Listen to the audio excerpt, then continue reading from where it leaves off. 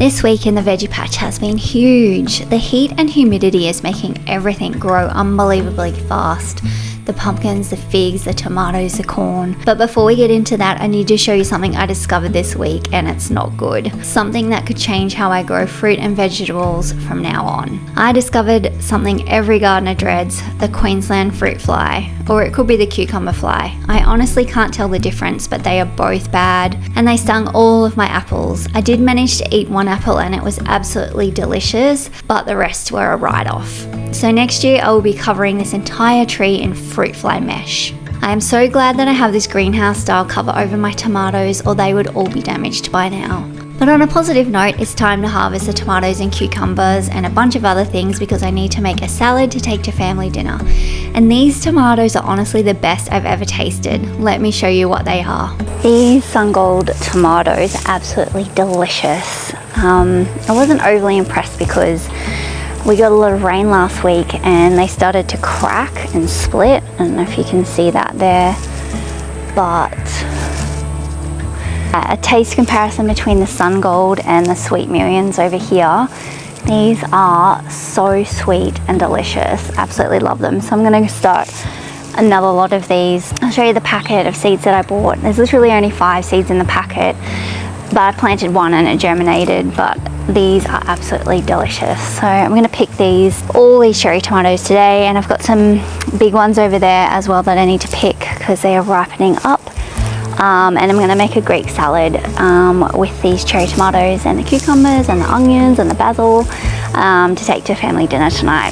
So let's pick these now. So sweet. Sweetest tomato I've ever tasted. These ones are a little bit split, but they're still fine. They're still edible. I'm just going to leave these bottom ones here because they're still green, but I'm going to pick these ripe ones here for dinner tonight. And these ones are all looking amazing too. And that one's split quite a bit, so I might leave that one. A lot of these are split. I don't know if they're overripe. These ones are a bit better. But yeah, they're so delicious.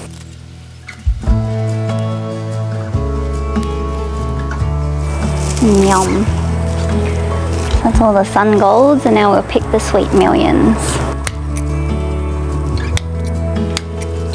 Some of these have split as well. They might be just a little bit overripe because I have left them for quite a while.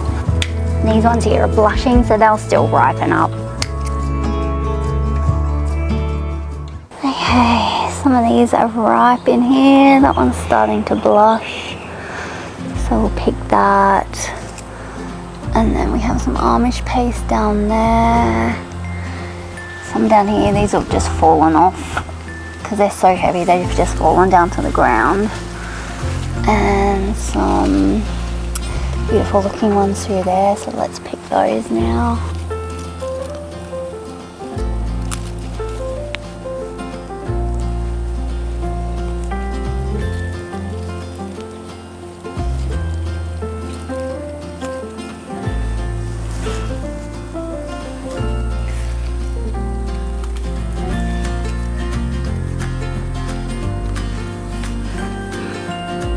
That one may have caterpillar damage, but I'll cut it open and see. I'm going to freeze these and turn them into sauce.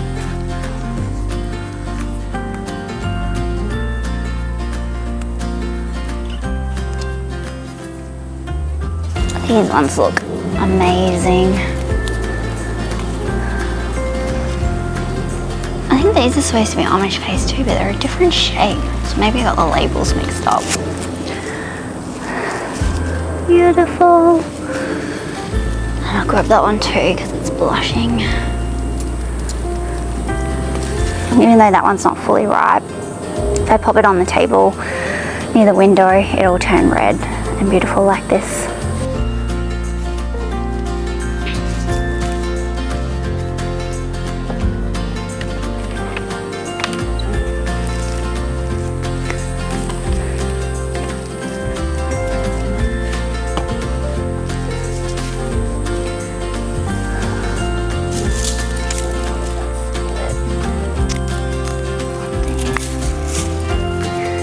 Yeah, that one fell on the ground. It looks like something's gotten to it. It's been eaten, which is unfortunate. That's a purple Cherokee. So I'll pop that in the compost.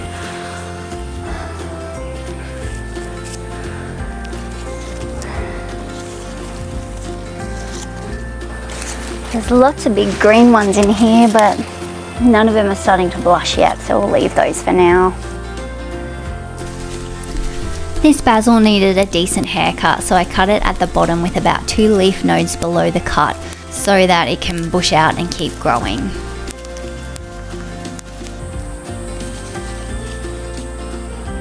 Okay, so I had to net my fig tree because there's some ripening fruit on there and I didn't want the birds to get them, and also I found fruit flies in the garden, so I didn't want them to sting them, but I think one of these is ready now, so I am going to pick it and have a taste test. It'll be the first fig ever off this tree, so I'm very excited. Okay, so that's it. It's looking nice and brown on the bottom, and it's soft on the neck. It's not as brown. I think they do turn a lot browner, but it's really soft. So I'm going to cut this open and have a taste. And let's see. It's very soft. Okay, let's have a look. I hope it hasn't been stung by fruit flies. It looks okay. So look at that. In the shade so you can see a bit better. That looks pretty good. So let's taste it.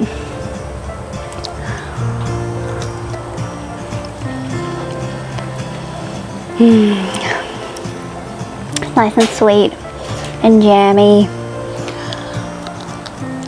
And very soft. It's delicious. I think it could have gone a bit longer. It's very sweet. But it's kind of yellow there, but I think this top part here is supposed to get a little bit more, like the jamminess spreads a bit more, so I probably could have waited a few days, but it's delicious. Yum. It is so good harvesting your own fruit from your own garden. It just gets me so excited. Okay, I'll save this side for Kevin. Okay, lastly I've just got to pick these cucumbers for the salad. How big that is. It's ridiculous. This is the Gorpin variety, which just grows huge. It's probably a bit too big. Ow. This one's even bigger. I think this plant's just about done, but I've gotten so many cucumbers off this plant. It's insane. Oh, there's more down here. More. And another one in here. I might pickle that one. It's a bit small.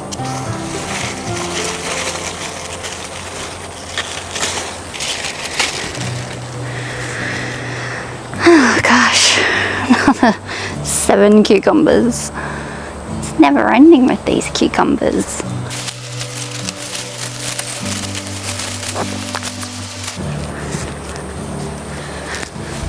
Some more from the other side.